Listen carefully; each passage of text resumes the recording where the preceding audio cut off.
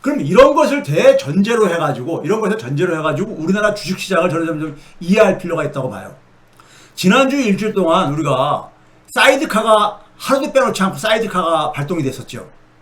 지난 방송에서 얘기했지만 사이드카라는 것은 우리가 이 언덕을 넘어서 이렇게 내리막길에서 차가 그러니까는 가속도가 붙는 것을 붙으니까는 그걸 좀 이제 안정시켜주기 위해서 이제 우리가 브레이크를 밟고 그러잖아요. 예?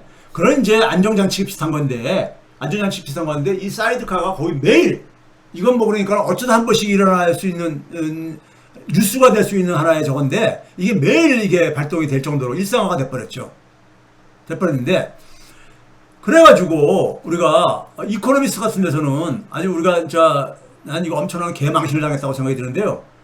우리나라 주식시장이 완전히 도박꾼 시장이 됐다. 이렇게 이제 표현을 한 걸 기사들을 여러분들도 접했을 거예요. 우리나라 투자자들은 완전히 도박꾼으로 취급을 하고 있습니다. 거기서요. 예? 투자자들을요? 도박꾼으로요? 그럼 이제 이렇게 된 이유가 뭐냐? 여기 이제 우리가 흔히 말해서 이제 우리가 단일 종목 레버리지 이런 말들이 이제 우리가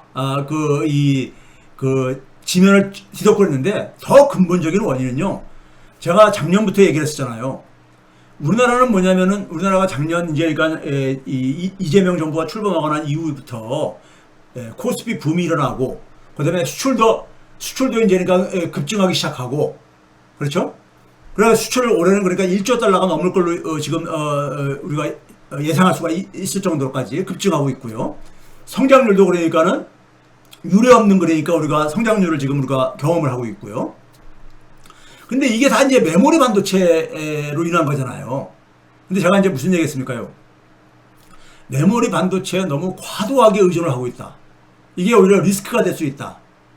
그래서 제가 이걸 가지고 뭐라고 표현했습니까요? 핀란드의 과거에 그러니까 우리 노키아 리스크 같은 한국형 노키아 리스크가 될 수 있다 이런 얘기 했잖아요. 그게 결국은 최근에 이제 우리가 나타나고 있는 이 코스피 부메랑으로 나타나고 있는 겁니다. 이걸 이제 이게 왜 나타났는가를 보려면요. 우리나라의 이제 산업 생태계가 반도체 산업뿐만 아니라 우리나라 모든 산업 생태계에는 기본적으로 자기 완전성을 갖고 있지 못합니다. 미국이 만들어 놓은 그러니까 산업 생태계의 한 부분을 그러니까 우리는 한 부분에 집중을 하면서 시장의 수요조차도 그러니까 미국 시장에 의존을 하는 해외 시장에 의존하는 이런 방식이잖아요. 그러다 보니까는 우리나라의 메모리 반도체는 제가 그래서 이것을 발광체가 아니라 반사체다. 스스로 빛을 내는 게 아니라 그 빛을 받아야지만이 같이 빛을 발할 수 있는 그러니까 의존도가 굉장히 높다 이거죠. 대외 의존도가 굉장히 높다 이거죠. 그러면은 앞에서 얘기한 그러니까 우리가 구글 호실적을 중심으로 해가지고 반도체 관련 이 빅테크들이라든가 AI 관련 인공지능 관련 빅테크 기업들이 호실적을 기록하고 나서 주가가 그러니까 곤두박질 치는 것이 왜 생겼느냐? 이 AI 기반 경제 생태계의 그 재편 과정에서 불균형하고 그다음에 이것이 그러니까는 만들어내고 있는 지금 거품 같은 거. 그러니까 지금 메모리 반도체는 굉장히 공급자 독점 구조잖아요. 공급자 독점이요. 우리나라 삼성전자하고 SK하이닉스가 거의 독점 공급자이잖아요. 미국의 마이크론도 있지만은 거의 우리 양대 기업이 그러니까는 전 세계 60% 이상을 공급할 정도로 독점자잖아요. 그러다 보니까는 수요가 급증하면서 그러니까는 엄청난 혜택을 본 거예요. 엄청난 혜택을 봤는데 그것은 그러니까 우리가 이제 반사체적인 혜택이죠. 반사체적인 우리가 그러니까 무슨 뭐 이렇게 우리가 스스로 결정한 게 아니라 미국에서 그러니까 소위 말해서 이 하이퍼스케일러들의 그러니까 데이터 센터에 대한 수요가 급증하면서 생긴 결과물이었잖아요. 근데 그게 굉장히 지금 불균형하다 이거예요. 왜 그랬었습니까요? 이게 그러니까는 자본 지출에 비례해가지고 수익을 지금 못 만들어내고 있는 이런 상태 속에서 이게 그래서 거품이라고 우리가 표현을 하기도 하고 그러는 거잖아요. 이 충격이 나타날 때 그럼 다 자연스럽게 우리도 그러니까 메모리 반도체도 그러니까 거기에 따라서 충격을 받을 수밖에 없는 거잖아요. 왜? 데이터 센터 시설들의 급증 속에서 메모리 반도체가 엄청난 혜택을 본 것이잖아요. 그렇다면은 하이퍼스케일러들이 소위 말해서 조정이 일어나게 된다면은, 거품 조정이 일어난다면은, 그 속에서 지금 경제성에 그러니까 경제성에 문제가 생기기 시작한다면은 당연히 메모리 반도체에 대한 수요도 그러니까 조정이 생길 수밖에 없는 거잖아요. 근데 우리는 뭐냐면 메모리 반도체를 빼면은 경제가 그러니까는 메모리 반도체가 흔들리면은 경제 전체가 그러니까 흔들릴 수밖에 없는 지금 상황이라 이겁니다. 우리나라 그러니까 그것을 대표적으로 나타나는 것이 코스피잖아요. 코스피를 그러니까 좌지우지하는 것이 삼성전자하고 SK하이닉스 주가잖아요. 그럼 삼성전자하고 SK하이닉스 주가가 흔들리니까 코스피 전체가 흔들리듯이요. 예? 이게 그러니까 한국 경제의 가장 취약성인 겁니다. 취약성. 그래서 우리가 지난 5월달까지는 코스피가 그러니까 8천 넘고 9천까지 넘으면서 많은 사람들이 주식, 자산, 증식 기회를 가질 수가 있었어요. 예? 거기서 소외받은 사람도 있지만은 상당한 국민들이 자산 증식 기회를 누릴 수가 있었죠. 문제는 이게 역으로 이제 그러니까 우리가 지난 6월 말 6월 하반기 이후부터 지금 지난 한 달 이상 동안 지금 우리가 코스피에 조정이 일어나면서 예? 주식 자산 증식 기회가 지금 그러니까는 사라지고 오히려 그러니까 손실로 그러니까 완전히 반전돼 이루어지고 있잖아요. 저는 이 모습이 지금 정부가 추진하고 있는 대체불가 대한민국 모습의 예고편이라고 생각하는 겁니다. 예고편이라고 지금 표현하고 싶은 겁니다. 자, 이게 그 기사예요. 이코노미스트가 한국의 주식시장을 갬블링 댄이라고 표현했어요. 갬블링 댄이라는 표현이 이게 뭐냐면 이 도박 소굴이죠. 소굴. 갬블링이라는 게 도박이고 댄이 소굴이니까요. 예?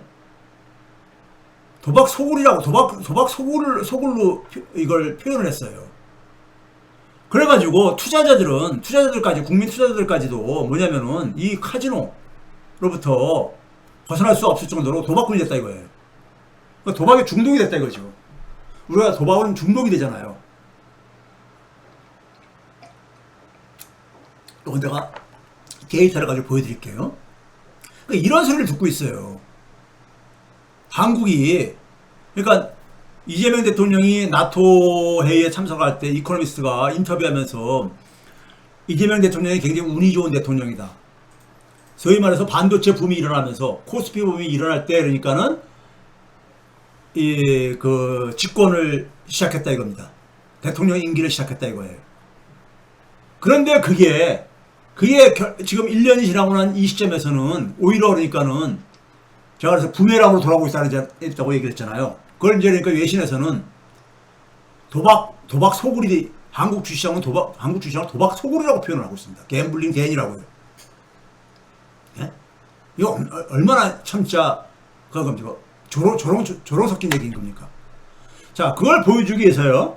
자, 우리나라 이제 단일 종목 레버리지라는 말을 여러분 많이 들었잖아요. 한 종목, 되게 ETF라는 것은 분산 투자를 되게 추구를 하기 때문에 여러 이제 그러니까 주식을 담아서 이제 만드는 게 기본적인 하나의 특성인데 이번엔 그러니까 단일 종목 삼성전자라든가 SK하이닉스 가장 인기 있는 이 한 종목을 가지고 이제 그러니까 레버리지 거기다 ETF라는 걸 붙인 거잖아요.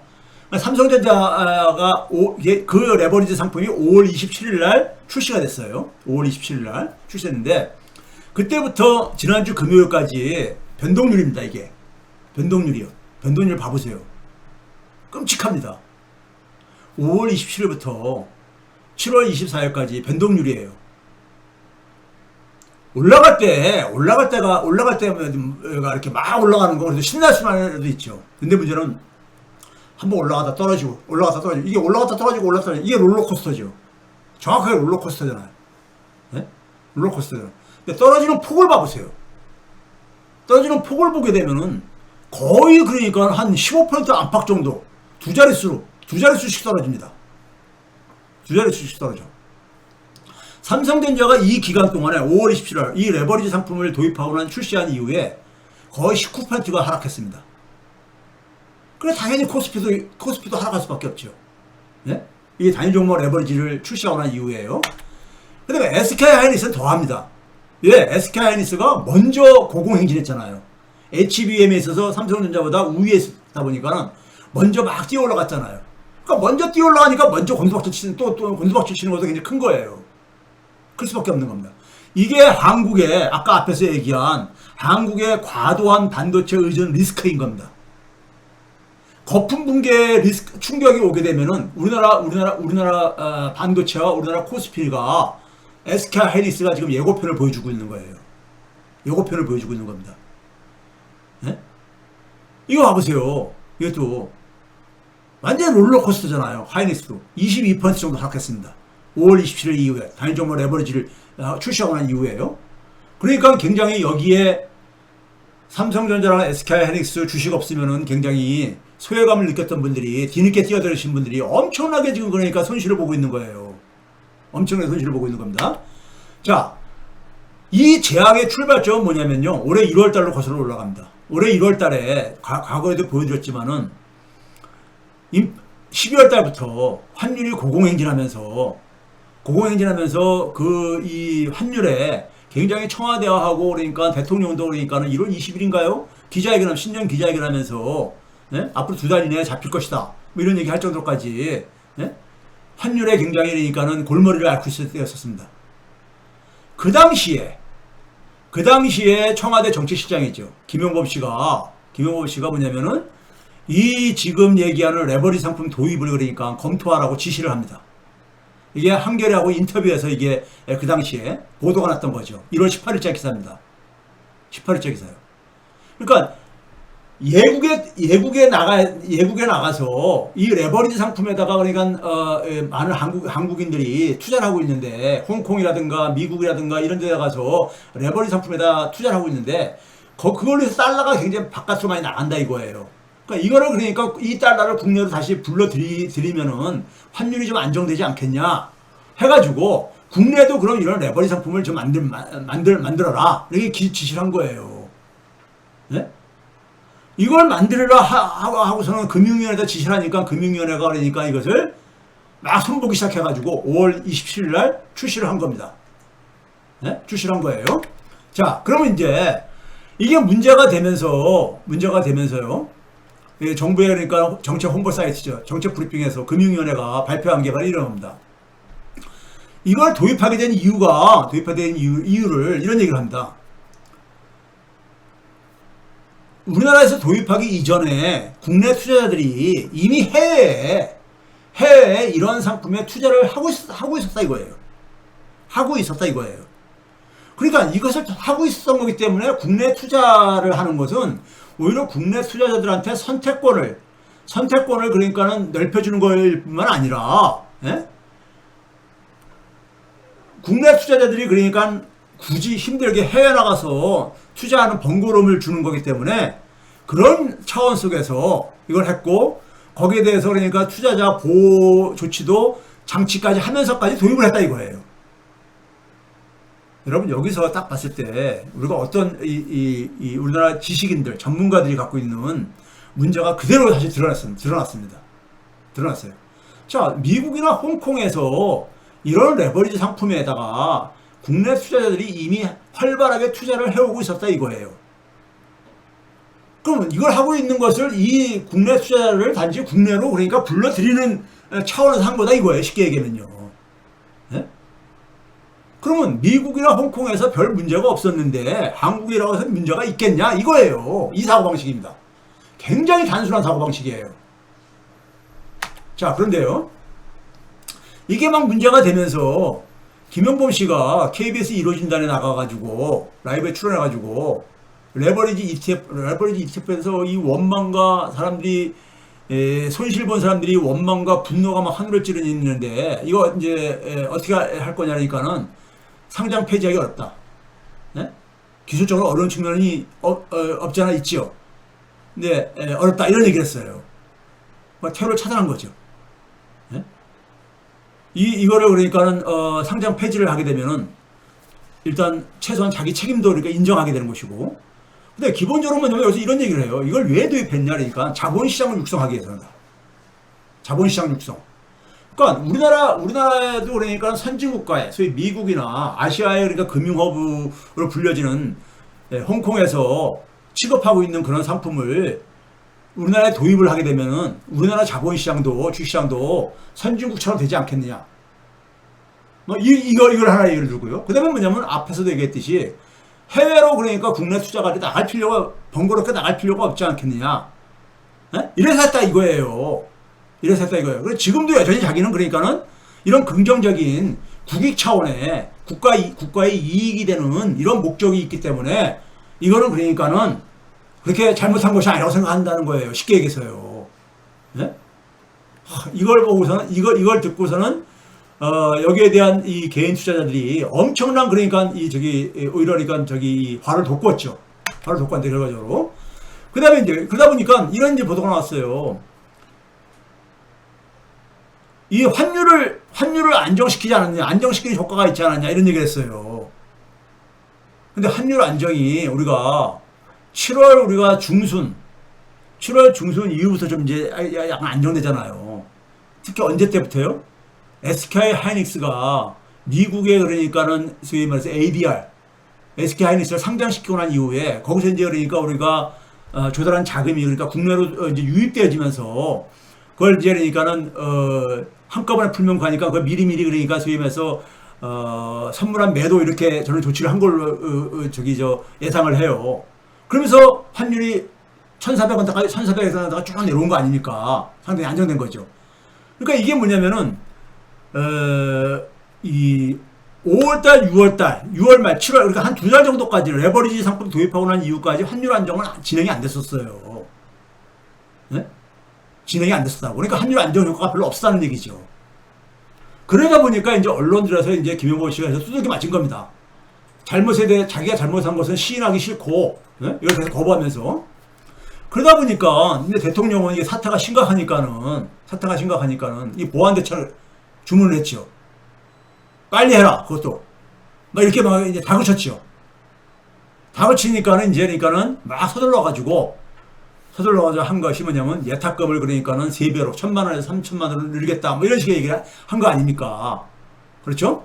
이렇게 얘기를 한 거예요. 그러면서 그 자리에서 바로 했죠. 환율 방어에는 도움이 됐습니다. 이런 얘기를 한 거예요. 근데 아까 얘기했듯이 환율 방어의 도움은 이게 가져온 효과는 크지 않습니다. 크지 않았어요. 데이터상으로는요. 예? 문제는 뭐냐면은 국내에 이제 현장에 있는 사람 중에서 이제 경향신문에서 ETF의 아버지라는 표현을 썼는데 이 사람을 가지고 한국투자신탁운용의 이제 배재규 대표하고 배재규 대표가 그 페이스북인가요? 어딘가 이제 글을 SNS에 올리면서 이거 기본적으로 잘못 태어난 상품이다. 잘못 만들어진 거다. 투자하지 말아야 된다. 이런 얘기를 이제 했단 말이에요. 그러고 나서 이게 이제 문제가 되다 보니까 이 글을 삭제를 했어요. 삭제를. 저 같은 경우도 앞에 그런 글을 제 게시판을 보신 분들은 아시겠지만은 정책 브리핑에다가 고정 칼럼을 집필을 해왔었는데 그거를 못 싣겠다고 수정해달라고 그래서 내가 수정하지 않는 조건으로 써주기로 하지 않았냐. 당신들도 그거를 그러니까 오케이 했었고 근데 이거 약속을 어기는 거 아니냐 해가지고 제가 수정 못한다. 그리고 아무리 정책 홍보 사이트를 하더라도 정책의 이 저거에 대해서 이 비판할 건 비판을 해줘야 된다. 해가지고 안에다가 거기서 이제 더 이상 이제 그러니까는 잘렸습니다. 일종의 잘린 거죠. 칼럼도 잘렸고 칼럼도 검열해서 잘리고 이제 그러니까 지필도 잘리고 저는 아무 저거 없습니다. 없는데 하여간 이게 기본이 잘못 태어난 상품인 거예요. 자 이제 그걸 좀 설명을 드릴게요. 이 상품이 왜 잘못 만들어진 거냐면요. 데이터를 통해서 좀 보여드리겠지만은 먼저 기본적인 논리는 이겁니다. 우리나라 전문가들이라든가 이 공부하신 분들이 저도 이제 미국에서 공부했지만은 미국인보다 더 미국적으로 사고합니다. 미국인보다요. 근데 사회과학은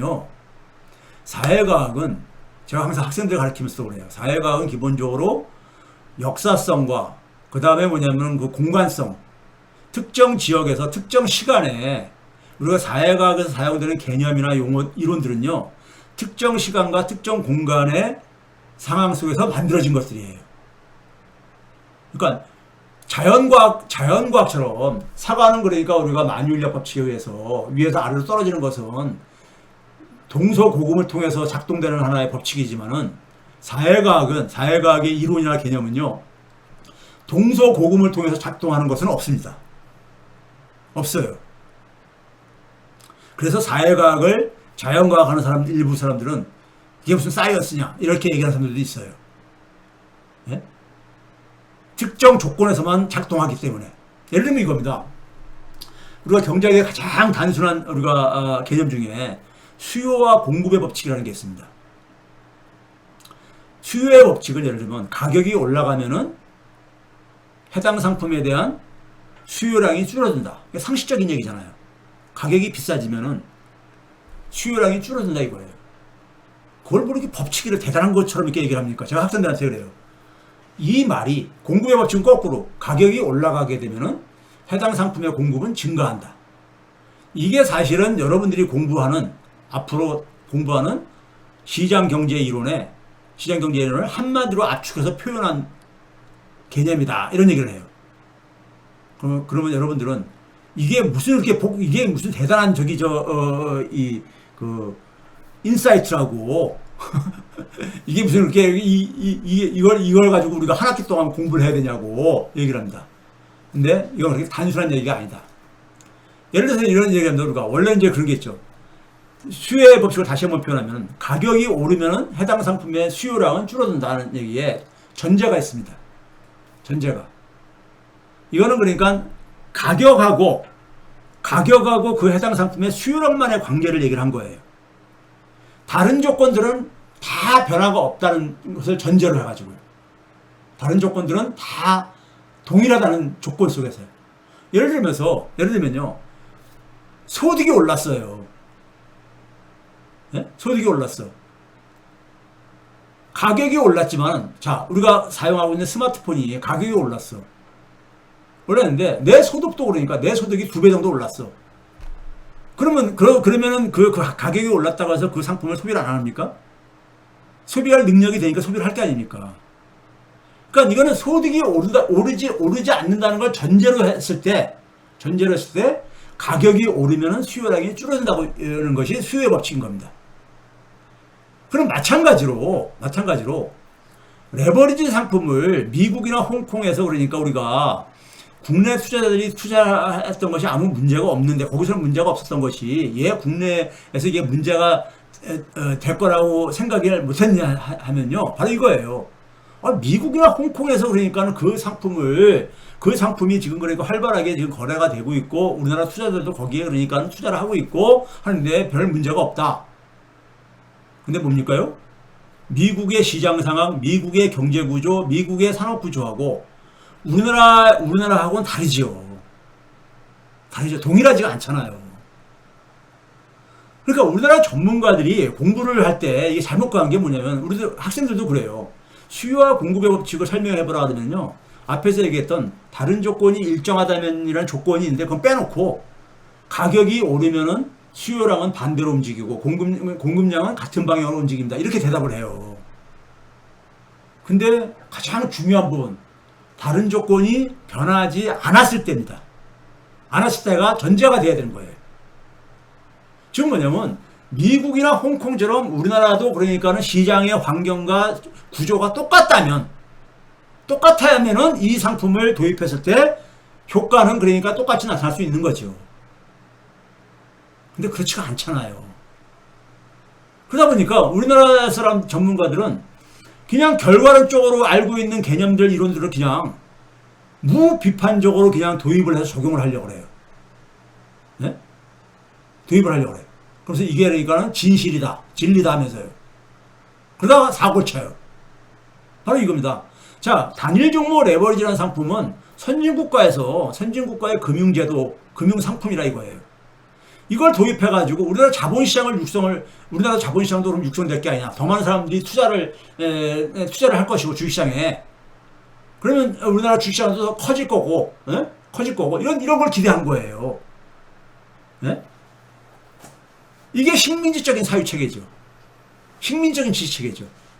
근데 우리나라는 뭡니까? 앞에서 얘기했듯이 가장 중요한 건 뭐냐면요. 우리나라 산업 생태계, 경제 생태계는 자기 완결성이 결여되어 있어요. 예? 우리나라는 쉽게 얘기해서 반도체 생태계를 보게 되면 어떻습니까요? 우리나라는 엔비디아 같은 기업이 없잖아요. 우리나라는 TSMC 같은 기업이 제대로 경쟁력 있는 기업이 없잖아요. 우리나라는 메모리 반도체만이 특화가 된 이 반도체 산업이잖아요. 미국은 다 갖추고 있잖아요. 대만조차도 그러니까는 대만조차도 굉장히 자기 완결성을 갖추고 있죠. 반도체 생태계가요. 그렇죠? 그러다 보니까는 이런 차이가 굉장히 크다는 차이죠. 그러다 보니까 그 결과로 우리나라는 과도하게 반도체에 대한 의존을 하고 있죠. 메모리 반도체에 의존하는 이런 중요한 차이를 갖고 있잖아요. 제가 그래서 이걸 처음부터 계속해서 제가 초창기부터 작년부터 계속 얘기했잖아요. 우리나라 이 반도체에 과도한 의존 리스크가 이거 커다란 문제가 될 것이다.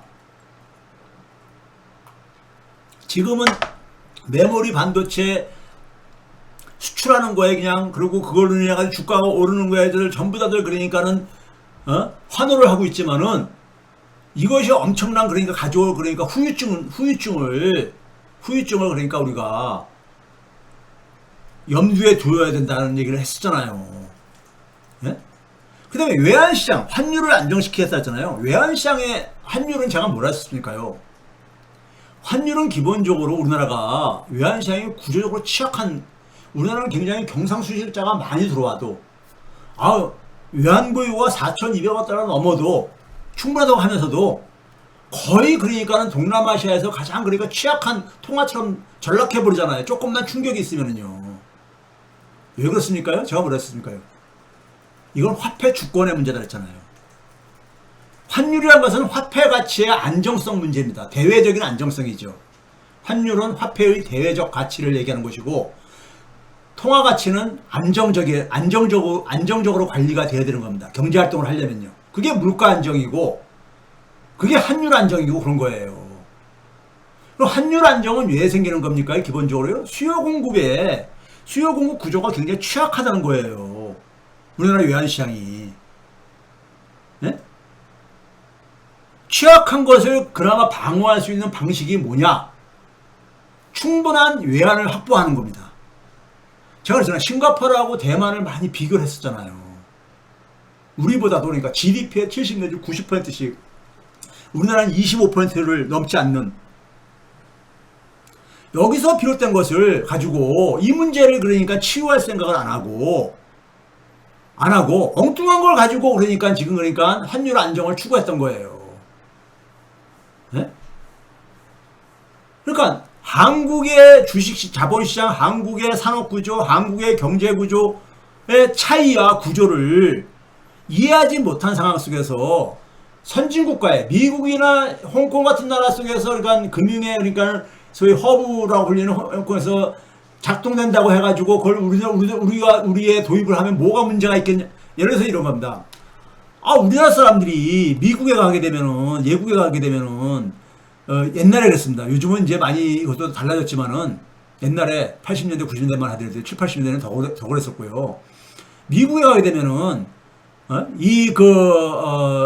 소위 말해서 뭡니까 법과 저거를 교통법규라든가 이런 거 잘 지킨다. 그래요.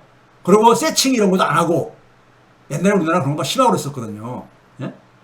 그랬었거든요. 근데 우리나라 사람들이 우리나라 똑같은 사람이 우리나라에 와서 우리나라에 살 때는 잘 안 지켰었는데 미국이나 선진국의 유럽이나 이런 데 가가지고 보니까 잘 지키더라 이거예요. 네? 그럼 사람은 똑같은 사람인데 왜 그런 겁니까요? 제도와 이게 틀리기 때문에 그런 거잖아요. 제도와 법, 규범이 틀리기 때문에. 네? 그렇죠? 그러니까 그런 차이를 생각을 안 하고 무조건 되고 그러니까는 선진국가의 법과 규범을 제도를 도입을 하면은 우리나라도 그러니까 선진국처럼 하루아침에 바뀔 거라고 생각하는 착각. 네? 이건 제 은사가 이 사람을 지배하는 사람의 행동과 사고를 지배하는 것은 법과 제도적인 규범도 있지만은 이런 것도 있지만은 그다음에 이 소위 말해서 규범이라든가 가치관 이런 것도 있다. 우리나라 사람들 자녀들이 그러니까 그 수능 시험 볼 때 보게 되면은 막 산에 가가지고 막 그러니까 무슨 뭐 산에 이 그 석탑을 보고 막 저 기도를 하고 막 하는 일반 사람들이 볼 때 막 미신적인 행위 같은 것들을 막 하고 그러는데 그 사람들한테는 그것이 자기가 그렇게 믿고 오랫동안 문화 속에서 살아왔던 거기 때문에 그 사람을 지배하고 있는 거잖아요. 서양 사람들 입장에서 볼 때는 이해가 안 간다 하더라도요. 사람을 움직이게 하는 힘은 공식적인 법과 제도 이런 것도 있지만은 비공식적인 그런 규범 가치 여러 가지가 작용을 하는데 마찬가지로 한 사회에 있어서 그러니까 우리가 이런 제도들도요. 선진국가의 제도를 도입한다고 해서 이게 그러니까 선진국처럼 사회가 갑자기 바뀌는 게 아닌 이유는 바로 환경과 구조, 산업 구조, 경제 구조 차이 이런 것들이 차이를 무시하고 그냥 하기 때문인 거예요. 우리가 그래서 1950년대, 60년대 미국의 제도를 막 그렇게 갖다가 베끼고 일본의 제도를 받겠다고 해서 하루아침에 일본과 미국처럼 됐습니까? 안 됐잖아요. 그렇죠? 그러면 우리나라가 주식시장 규모가 그러니까 세계 6위, 7위 막 이렇게 됐다고 하고 그러는데 대만은 세계 5위입니다, 지금요. 대만의 경제 규모를 보게 되면 세계 5위라는 게 말이 안 되는 정도죠. 근데 5위 어쨌든 간에. 예? TSMC가 만든 것도 하나의 저거죠. 대체불가 대만이죠. 예? 이재명 대통령의 표현을 한다면 대체불가 대만이야. 대만은 이미 대체불가 대만이 된 거예요. 예? 이 레버리지 ETF를 도입하지 않고 있잖아요, 대만이요. 왜? 이걸 알기 때문인 거예요. 알기 때문에. 대만도 TSMC에 대한 의존도가 굉장히 높거든요. 한 43%만 이렇게 되거든요. 한 개 기업이. 예? 그걸 알기 때문에 그런 거예요. 자, 데이터를 한번 봐봅시다. 여러분들 우리나라 주가 지수의 흐름을 이해하려면요. 반도체 지수를 보면 딱 보여요. 이게 필라델피아 반도체 지수입니다. 우리나라 레버리지 상품을 도입한 5월 27일부터 최근까지 필라델피아 반도체 지수예요. 보게 되면은 6월 5일날 충격이 나타납니다. 필라델피아 반도체 지수가 큰 폭으로 하락을 해요. 여기 13,617.5에서 12,220.8로 뚝 떨어지잖아요. 거의 10% 가까이 뚝 떨어집니다. 예? 떨어져요. 그러다가 한 이틀 정도 이렇게 행보하다가 그 다음부터 회복되기 시작해요. 회복됐다가 6월 22일 날 14,634.7까지 올라갑니다. 네? 올라가요. 6월 22일 날이요. 이때 정점을 찍고 그 다음부터 이제 내리막길을 쭉 내려갑니다. 내리막길로요. 그래서 지난주 금요일 날 11,818까지 12,000 밑에까지 내려와 있는 거예요. 필라델피아 반도체가 6월 5일, 6월 22일 이 정도만 기억을 머릿속에 한번 해보세요. 자, 그리고 한번 봐보세요. 우리나라 단일 종목 레버리지 중에 얘가 한 18개 정도가 나왔다 그러는데요. 예? 그 중에서 이제 그러니까는 삼성에서 만든 건가요? 타이거, SK, 하이닉스 단일 종목 레버리지. 종가 기준으로 가격 추이를 한번 봐보세요. 이게 이제 1주당 2만원으로 이제 그러니까 설계해가지고 판 상품입니다. 5월 27일 날이요. 5월 27일 날 출시해가지고 그날 끝난 게 23,695원으로 마감을 했었어요. 예?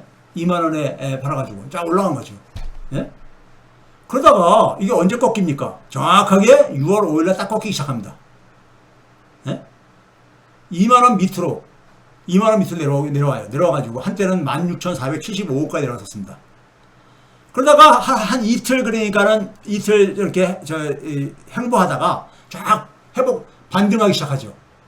반등하기 시작해가지고 얼마까지 올라갔느냐? 6월 22일 날에는요 37,420원까지 올라갑니다. 그럼 처음 출시할 때 2만원에 비하면은 얼마나 올라간 겁니까? 예? 얼마나 올라간 거예요? 37,420원 나누기 2만원 하게 되면요 거의 그래요. 얼마입니까? 80% 이상 막 이렇게 올라간 거예요. 이때가 6월 22일이 바로 뭐예요? 코스피가 정점을 찍었을 때였었습니다. 코스피가 정점을 찍었을 때였었어요. 그리고 6월 22일 날 필라델피아 반도체 지수가 정점 찍고 떨어지고 난 이후부터 SK 하이닉스 단일 종목 레버리지 쫙 떨어집니다. 그래서 얼마까지 떨어졌냐? 지난주 금요일 날 1,990원까지 떨어졌어요. 1주당 2만원짜리가 1,990원까지 떨어졌으니까 거의 반토막 난 거잖아요. 그러니까 이 ETF에 가입한 사람들은 엄청난 손실을 본 거죠. 필라델피아 반도체 지수는 거의 기본적인 흐름은 같습니다. 단지 차이는 뭐냐면은 앞에 필라델피아 반도체는 어떻습니까? 떨어지고 내려가더라도 폭이 그렇게 크지 않죠. 크지 않은데 SK 하이닉스는 굉장히 크죠. 크죠. 올라갈 때 팍 올라가고 내려올 때 팍 내려오고요. 예? 차이는 뭡니까? 높은 변동성입니다. 자, 그럼 여기서 이 데이터를 통해서 뭘 볼 수 있습니까요? 레버리지 상품이 출시된 5월 27일부터 6월 22일까지는 어떻게 보면은 큰 문제는 없어 보였었어요. 돈까지 벌었으니까는. 그렇죠? 벌었었으니까. 그러니까 코스피가 그러니까 6월 22일 이후에 폭락을 하기 시작한 것은, 예? 이 레버리지 상품만 때문이 아니에요. 그 근원이 뭐냐? 반도체에 대한 의존성인 겁니다. 높은 의존성. 이게 그러니까 이 변동성도 굉장히 크잖아요. 크게 만든 게 바로 그거잖아요. 자, 그 다음에 이거는 뭐냐. 삼성전자 단일 종목 레버리지하고 삼성전자 주가, 본주하고 이 움직임입니다. 거의 같이 움직여가지고 상관성이 99%입니다. 그러니까 레버리지 상품이 그러니까 가격이 움직이면 본주도 같이 따라서 움직이게 돼 있어요. 움직여요? 상관성이 99%니까 거의 같이 움직였다는 얘기예요. 네? 그러니까 6월 18일 삼성전자 기준으로 6월 18일 정점 치고 쫙 이렇게 하락을 해오거든요. 네? 자, 그 다음에 뭡니까요? 삼성전자 주가하고 코스피 지수를 한번 봐보세요. 상관성이 이것도 거의 100%입니다. 네? 그럼 결국 뭐예요? 단일 종목 레버리지하고 전체 코스피가 같이 움직였다는 얘기지. 같이 움직이는 거예요. 단일 종목 레버리지는 굉장히 한 일부분이란 말이에요. 그래서 우리가 그런 표현들을 쓰고 그랬죠. 일부 사람들이. 꼬리가 외그다 도고 꼬리가 몸통을 흔드는, 예? 이런 현상이 일상화된 거예요. 특히 6월 하순 이후부터 6월 22일 이후부터. 예? 근데 이게 왜 우리가 유독 그러니까 이렇게 크냐 하는 것은요. 근본적인 원인은 아까 뭐랬었어요? 반도체에 대한 과도한 의존이에요. 이게 너무 비중이 높은 거예요. 그게 그러니까 여기에 레버리지라는 것이 바로 뭐냐? 그러니까 이것이 자 반도체에 대한 의존성을 만약에 불이라고 한다면은 막 불이 막 뜨거울 때 확 불이 붙었다가 꺼졌다가 막 이렇게 하는데 거기다 기름을 부은 거야. 레버리지라는 것이. 이게 변동성을 더 크게 만드는 거거든요. 2배. 떨어질 때 2배, 2배씩 움직이는 거니까. 변동성 폭을 키울 수밖에 없죠, 더요. 워낙 변동성이 있는 구조 속에다가 더 변동성을 더 갖다가 추가한 거라고요.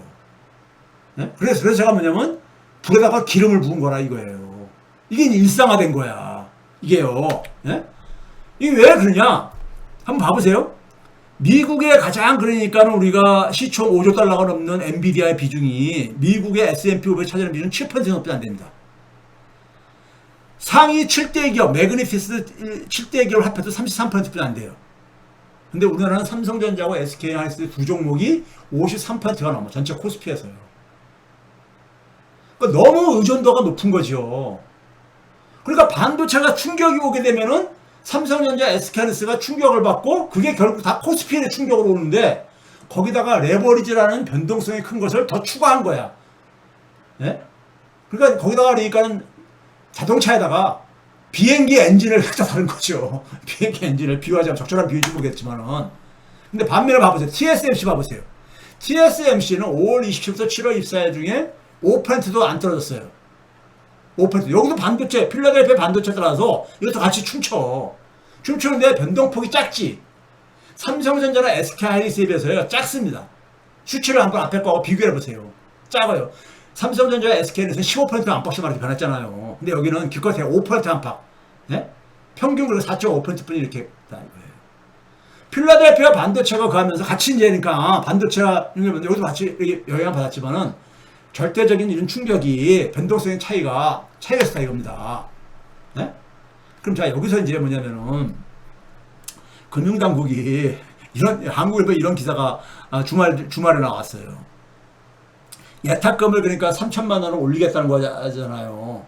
그러니까 한국일보가 취재를 해보니까는 개인 투자자들이 그러니까 이게 지금 이제 대통령이 이제 그러니까 빨리 신속하게 조치하라 그러니까는 이제 일정을 앞당기려고 하니까는 예, 적용하기 전에 빨리 여기에 이제 그러니까는 막잘 타기 위해서 개인 투자감들이 이 레버리지 ETF에 막 유입됐다는 거 아니에요. 자, 예? 예, 유입됐다는 거 아니에요. 자, 이게 뭐, 이걸 여러 가지 평가할 수 있겠지만은, 예? 앞에서 이코노미스트가 얘기했듯이 우리나라가 도박장 소굴이 돼버리고 거고 도박꾼이 됐는데 이게 레버리지 이거 이제 할 기회가 이제 그러니까 개인 저기 저 자금이 많지 않은 사람들은 할 기회가 없어 앞으로 힘들겠다 해가지고 미리 그러니까 가는 경우도 있고 그 이거 바로 뭡니까요? 예? 이분들을 제가 폄하하자는 게 아니라 어? 이 레버리지라는 건 뭐예요? 이게 또 일종의 뭐냐면 고수익을 기대하는 거 아닙니까? 일종의 고수익을 예? 우리가 한번 도박에 중독이 되게 되면은 어떻습니까? 그 땄을 때 그러니까 그 짜릿함 이런 것 때문에 못 잊어가지고 거기서 저기 이제 못 빠져나온다 그러잖아요. 근데 이거를 그러니까는 지금 이제 일단 한번 시행해 보고 문제가 여전히 시정이 안 되면은 또 다시 이거 하겠다는 거 아닙니까? 문제는 이 상품은 제가 늘 비유하듯이 잘못 낀 첫 단추입니다. 자본시장 육성과 환율 안정에 두 가지 잘못된 진단으로 나온 상품이에요. 잘못 태어난 상품이에요. 잘못 낀 첫 단추거든요, 일종의. 잘못 낀 첫 단추를 우리가 시정하는 것은 어떻게 됩니까요? 네? 다시 풀고 첫 단추부터 다시 제대로 끼는 게 그게 정답이잖아요. 근데 우리 정치판이나 공직자 세계는요, 보면요. 잘못 낀 첫 단추의 함정이 되게 반복이 됩니다. 잘못 낀 첫 단추를 인정을 안 하는 거야. 인정을 안 하면 두 번째 단추도 어긋나죠? 그 인정을 한다는 얘기는 뭐냐면 정치나 공직자들의 인정은 바로 책임을 수반하는 거거든요. 책임을. 그 책임질 용기가 없는 거야. 네? 책임질 용기가 없는 거예요. 그러니까 그럼 어떻게 되냐? 계속 이제 그러니까 추가적인 규제 또 들여야 해가지고 네? 이렇게 하겠죠. 근데 그 과정에서 많은 비용이 발생할 것이고 많은 상처를 남길 겁니다. 많은 비용과 상처를. 제가 그랬잖아요. 이 코스피는 이재명 정부의 대표적인 그러니까 네? 시적으로 이렇게 적어도 정권 차원 속에서는 홍보할 저건데 대상일 텐데 이게 오히려 그러니까는 거꾸로 커다란 짐으로 지금 많은 사람들이 민주당 지지를 철회한다. 이 투자자들 같은 경우도 상처받고 손실을 엄청 입은 사람들은요. 이런 얘기들이 인터넷상의 댓글에 아주 그냥 뒤덮여 있더라고요. 네? 이제 민주당 자기 평생 민주당 골수 지지층이었는데 이제 철회한다. 이런 얘기들이 너무 그냥 뒤덮이고 있더라고요. 이거 지금 같은 방식으로 대응을 하면요. 많은 비용과 상처를 남길 겁니다. 자, 이렇게 접근하면요. 이거 진짜 제가 그래서 그 칼럼에 쓰면서 그랬습니다. 완전히 망가지기 전에 용기를 내야 된다. 그랬거든요. 완전히 망가지기 전에. 근데 지금 진행되는 거를 봤을 때는 잘못 낀 첫 단추에 함정에 늪에 빠져